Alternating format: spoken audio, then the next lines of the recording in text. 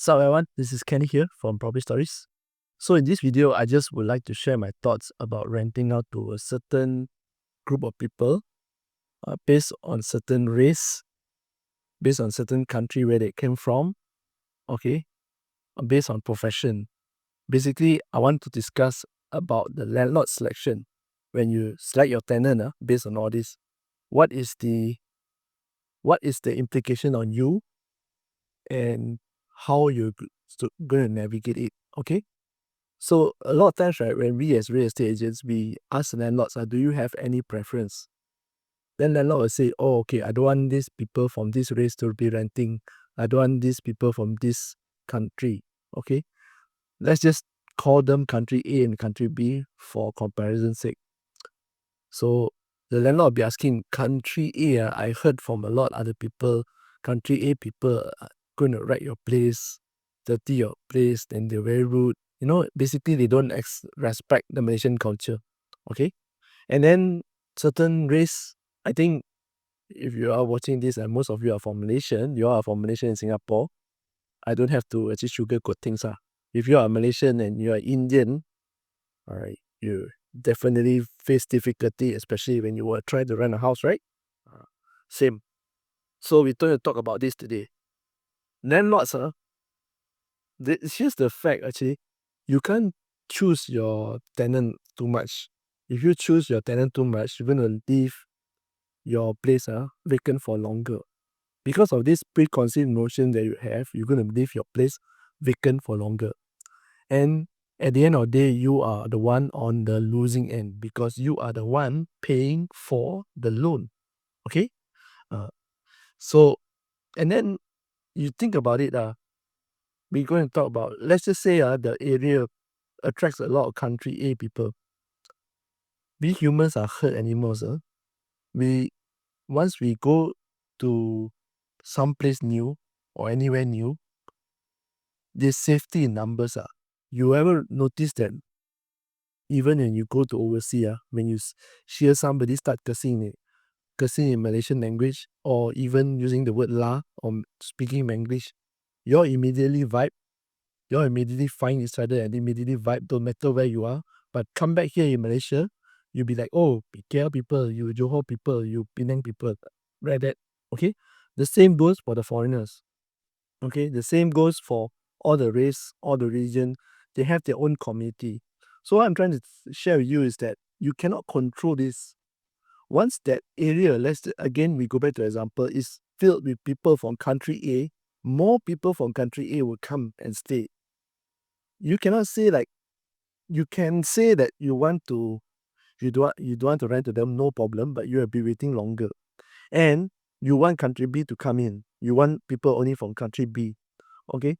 Then if they come in, right, in the viewing, when it come to viewing, and they see so many country A people, and then they ask the agent, hey, this place, got anybody from country B? A lot of people. Then they just say, oh, no, actually most of them country A, and they can see for themselves. Do you think they want to rent there? Most likely not, right? So you're going to have to wait, okay? If you are not ready to wait, you can take, okay?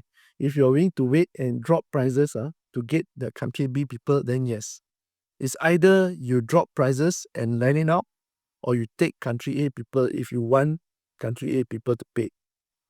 So in this kind of case, right, as with all the other videos that I've done, you can actually negotiate for extra security deposit. You can actually negotiate the terms like pay lump sum. It doesn't matter your bias and your preconceived notion. This is what you do. Then they will ask me, Kenny, if these people don't pay, doesn't matter whether foreigner or local, doesn't matter. If these people don't pay, what should I do? What can you do? You are afraid of the unknown actually. You don't want to spend money, right? Just the moment they miss 1 month only, most of you actually, never mind lah, miss 1 month, I got my security deposit to cover. No. The moment they miss 1 month, then they start giving you excuses that are not reachable. Most people, especially first time home buyers and investors, most of you are first timers. So you all have that kind of like, oh, okay lah, then we will have to give a discretion or give a leeway lah. You don't pay this month, then next month, or maybe you pay half this month, you pay next month like a full lah. No. Okay? Have you ever asked the bank hey, this month my installment 2,000 I pay half can I cannot no. I suddenly got emergency at home. I can only pay half. The bank will say, okay, I will accept your half, but I will also mark you as late payment, right? Your secrets will show number 1, right? The bank got discussed with you, no, right? Because the bank is a business. You have to treat landlording as a business also. Okay? So in this kind of case happen, immediately, as I mentioned also in my previous video, immediately take the security deposit, go and get a lawyer to issue a tenancy termination, because you breach a contract already. 1 month breach a contract already. 1 month means must pay full. If partial also is considered breach of contract. So get a lawyer to issue a termination tenancy and then kick them out lah. You will take the process, will take fastest also 3 months. But I understand when you first time, right, you will listen to the tenant and say, yeah, I will get the money, but I will get the money, I will have emergency and all this, please have mercy, all these kind of things. Yeah, I know. When it comes to human and human very hard to deal. That is why when you deal with a bank, there's no such thing as talking. You, whatever happens, this is the rules. I apply the same rules to everybody. Okay? So next one, what you can do, right? I think at the end of the day, you have to revisit your objective. A lot of people tell me, oh yeah, I ran to these people, then they rack my furniture here and there. My house fully furnished, you know how much I spend on furnishing.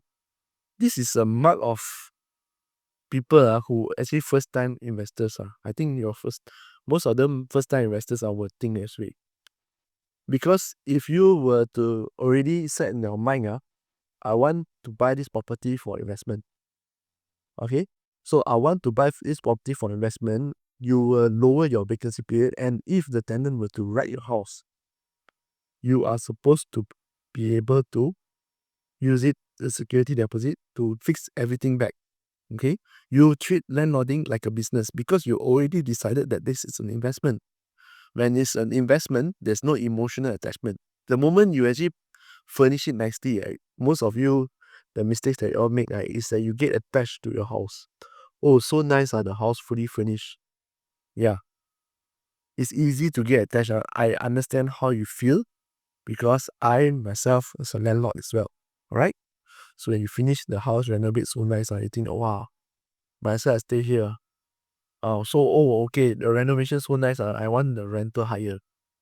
The truth is, it doesn't work that way. Okay, the moment you decide if you want to invest, that means you take it as a business, you approach it with numbers. Easier said than done. Easier said than done. These two things are easier said than done. This is a part about property investing. People don't tell you. When you first start, a lot of it, the technical part, the numbers, easy. You can get all the information. It's available online. It's available with your friends. It's available everywhere, the information. However, the one that can't be taught is the people skills. It's that skill to remove your emotion from your judgment. Don't let it cloud your judgment. That takes practice. Okay? Even I myself right now, I am also susceptible to this. Sometimes my emotion get in the way of my work or my investment. So I made the stupid decision to buy when it's high and sell when it's low. Okay? I don't manage my money well. That is also an investment. That is also emotion talking. So I hope this video, right, gives you the perspective of how it looks like the market point of view and what it means to you. Okay, I've also given you a few solutions to help with this. We help to overcome your preconceived notion. I hope that as you go along in your property investment journey, you understand that actually a lot of things is out of control and out of our control. All right, you control the things that you can control. You let go of the things that you can't control. Okay, so this is Kenny here from Property Stories. I wish you all the best. If you have a property to buy, sell, or rent, you know where to reach me. My number is down below.